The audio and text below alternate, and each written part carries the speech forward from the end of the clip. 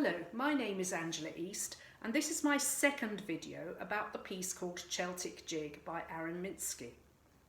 The thing that's special about this piece is that it requires the use of a plectrum or pick, and also the instrument is held across the body like a guitar. So it's a cross between a cello and a guitar, and it's called a celtar. Now, since I made the first video, which is about using the pick, I've discovered that it's a lot easier if you have something under your right foot like this to bring the leg up a bit and consequently the instrument a bit nearer to you. This video, the second one, is about the use of the left hand. Now, you may wonder why there's any necessity for a video about the left hand, because you're probably a cellist if you're watching this, and all you need for this piece are the first four positions and the harmonic above it. But there's one very big difference between the cello and guitar, and that is, for the cello, your arm is rotated this way in the socket, and for the guitar, it's rotated that way.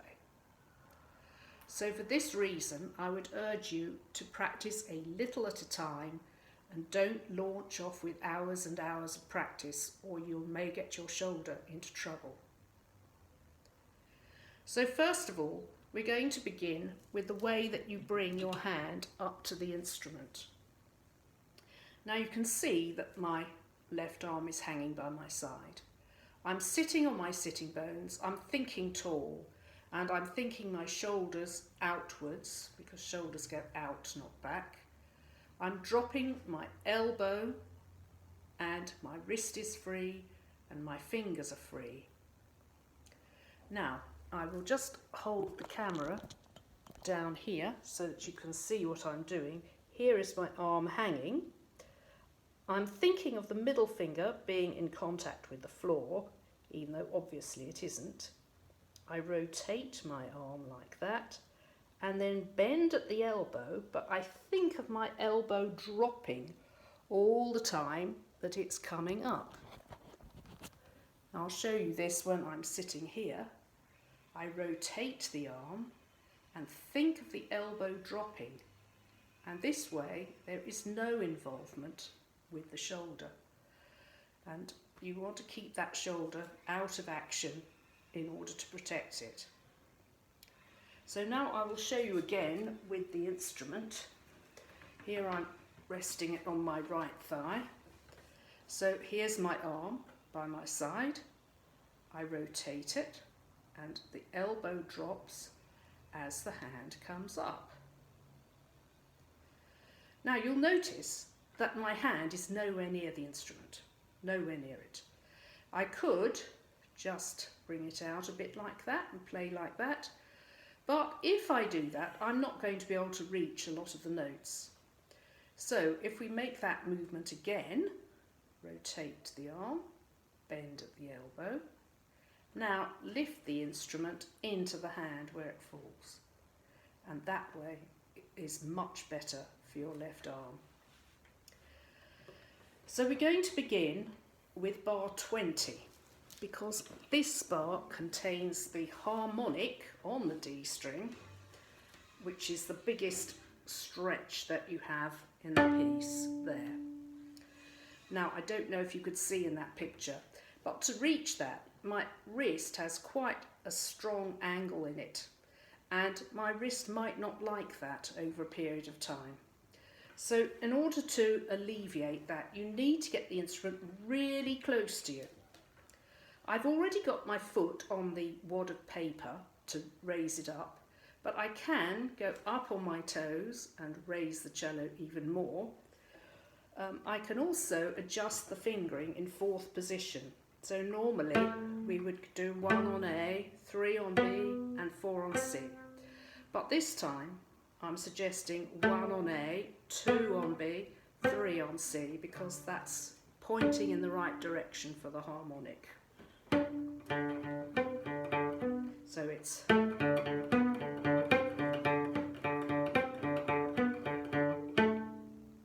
like like that. So we're obviously in fourth position at the moment. Fourth position is the easiest one. Here's my thumb and it goes in the crook of the cello like that. So once again.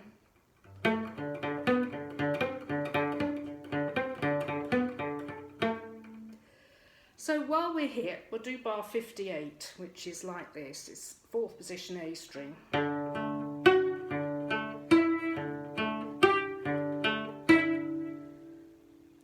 Now notice that I'm making those fingered notes as long as possible to extend the ring on them as long as possible. And I'm also trying to do a little bit of vibrato on them.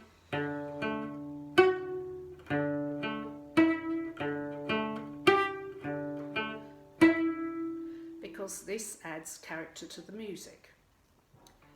Now if we go on to second position, 2 on D there, normally if we play in second position on the cello we would go into an extension like this, but it's not possible to get enough pressure on that first finger like that.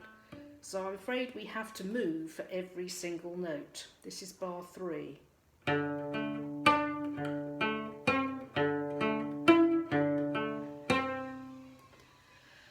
It has implications for the intonation, of course, and you have to play that bar 4 times in a row, and that passage comes 3 or 4 times in the piece.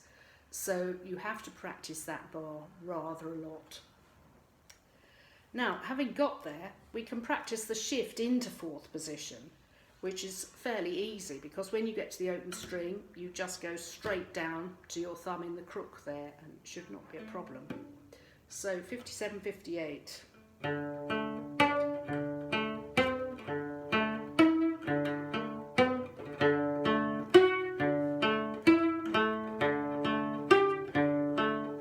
with a crescendo.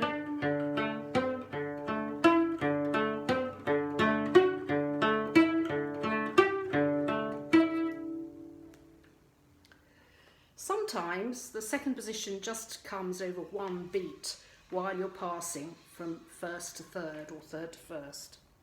So we'll just have a look at this passage at bar 29. You need to find a C sharp on the G string there. So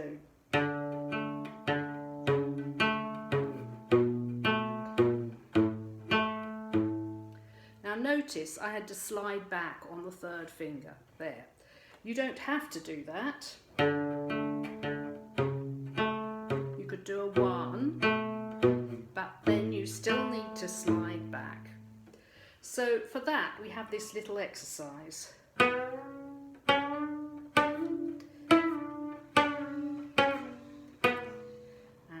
2 on the D string.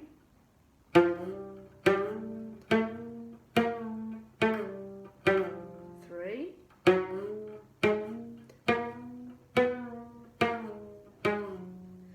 All fairly easy until you get onto the lower 2 strings, and when you go lower down you have to twist your arm in order to reach the notes.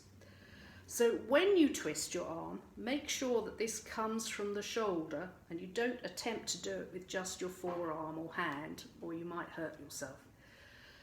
So I will try to show you the movement there. We've got the hand in position there. When you go onto the lower strings, the elbow needs to go towards the celtar, there, like that. So here we are again. Here's the C sharp.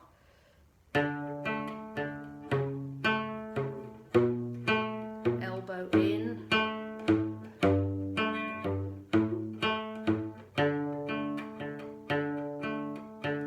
Because in this position, there's much more twist on first position than there is in third position where you start. And in fact, after that passage, you have to go down to the C string, which is even more twist.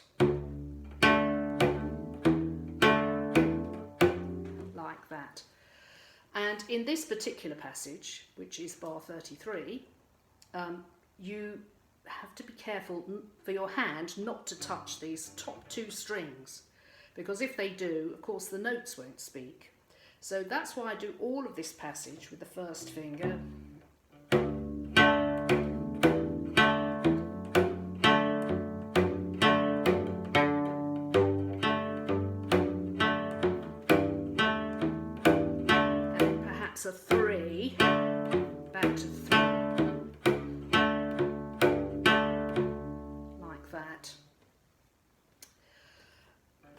several places where you need to do a twist.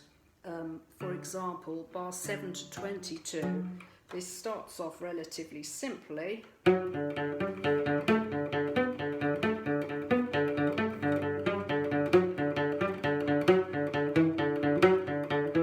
Twist here. And on the G string.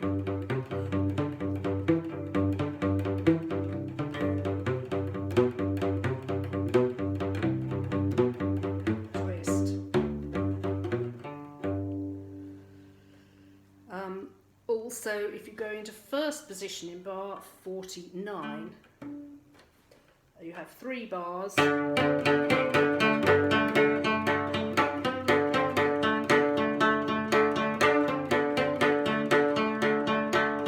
the 4th bar, you have to get your fingers on the D string but not touch the A string, so that's a big twist.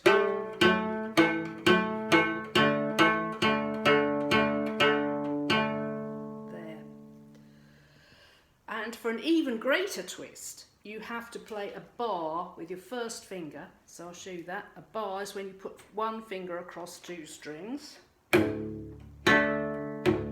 I'm actually playing 2 notes there. And I've got my fingers tucked under just so you can see. But when I play it, I will not have my fingers tucked under. So it's...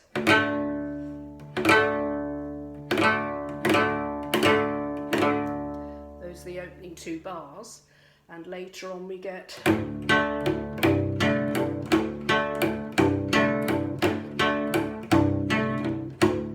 so on.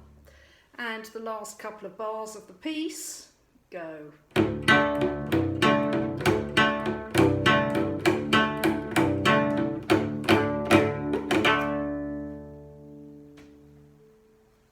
There, that covers the issues with the left hand in this piece. The third and final video will be about putting all these elements together so that we get a performance. Thanks very much.